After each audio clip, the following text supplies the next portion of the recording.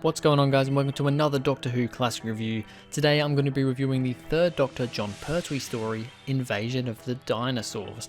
This is one that I've heard quite a bit about, mostly of people saying that it's pretty bad because the monsters look terrible, but yeah, I've heard other people say that you know, once you take away the dinosaurs, it's actually a pretty good episode. So I was interested to see what I thought of this one. It's a 6-parter, so one of the longer episodes, but yeah, thought I'd see what I thought of it. So first of all, the cast. Jon Pertwee as the third Doctor, very, very good here.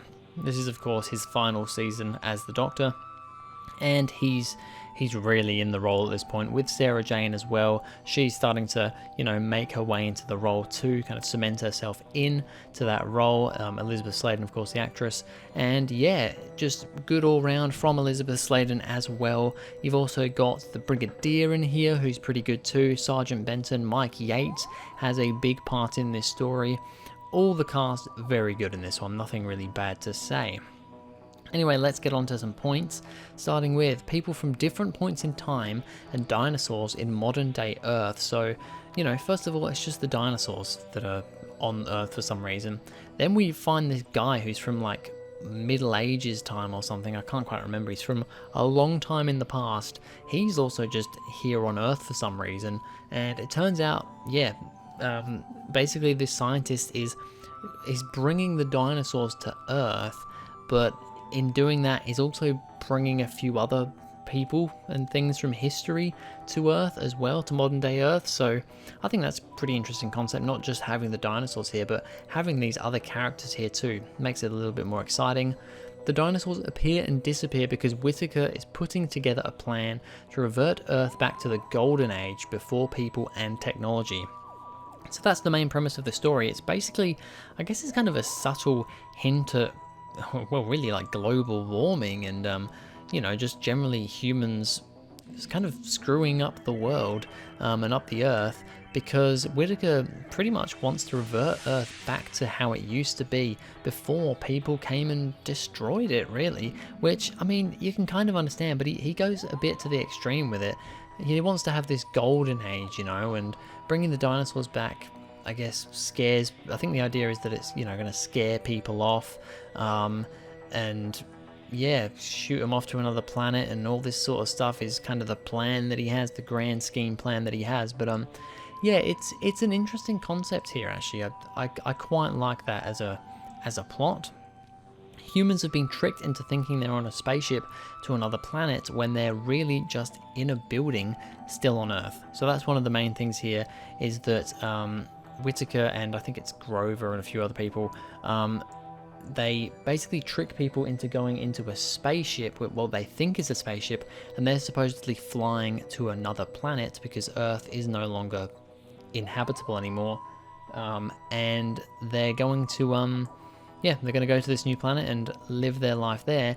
Turns out they're not actually on a spaceship, it's just a room that they've been tricked into going into, and just believe, you know, turns out they've been on there for, I think from what I remember, it's years, or maybe months, but I swear it was like years that they've been there, and they've literally just been in a room. They think they've been on a spaceship this whole time. So that's pretty crazy, pretty crazy thing going on there. Yates working for Whittaker and Finch and being one of the bad guys. So that's one of the big things of the story. Captain Mike Yates is pretty much a bad guy in this story. He's working for Whittaker. I can't 100% remember his reasoning off the top of my head, but yeah, he's pretty much a bad guy in this one. Kind of somewhat, not really redeemed, but I think he realizes what he's doing throughout the whole story, to be honest, but especially at the end.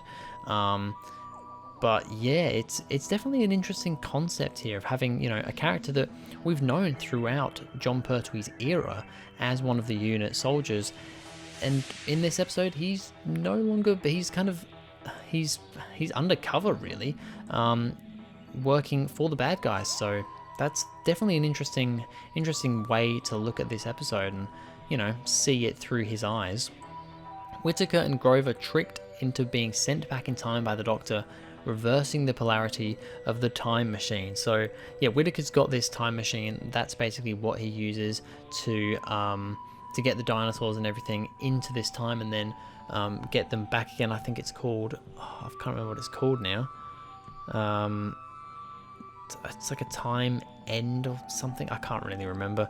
But yeah, basically it's this machine that's bringing the dinosaurs in and out of this time, and the Doctor tricks Whittaker into pulling this lever. He's supposedly, he does this to do the final stage of his plan, but the Doctor's reversed the polarity and sends Whittaker and Grover back to their golden age, basically the time of the dinosaurs. So yeah, don't know how that went for them. They probably got eaten by dinosaurs. I don't think it would have gone very well, but yeah, pretty ruthless from the Doctor there. First appearance of the Whomobile this episode as well. So the Doctor drives around in his Whomobile for a first time. Pretty ridiculous vehicle, let's be honest, but very Jon Pertwee Third Doctor-esque. Story starts off well paced, but gets slow in the middle. So that's one thing I thought. I thought episode 1 was very good. It was exciting, had a good cliffhanger. We saw the dinosaurs relatively quickly, and it was just an interesting start. You get to like part 3, part 4, and things start slowing down quite a bit, and then towards the end, things get a little bit better again, but it does definitely slump in the middle quite a lot. That is the main issue for 6-part stories, and that is definitely the case for this one. And finally, the dinosaurs don't look very good. It's what everybody said.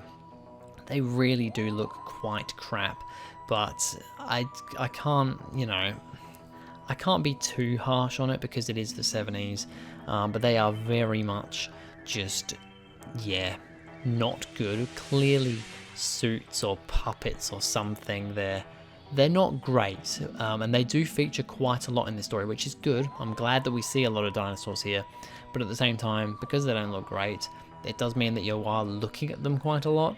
But yeah, it's a fairly minor thing, I'd say.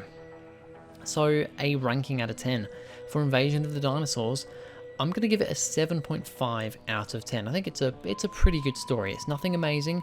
It definitely drags a lot in the middle. The dinosaurs don't look great, and yeah, it's a good story though. There's not too much bad to say about it. It's really just the pacing in the middle that does let it down a little bit, because I can fairly well look over the effects of the dinosaurs. But yeah, that is it, a 7.5 out of 10 for Invasion of the Dinosaurs. But anyway, that's going to be it for this video, guys. Thank you very much for watching. If you enjoyed, please go ahead, like and subscribe, and I'll see you guys in the next video.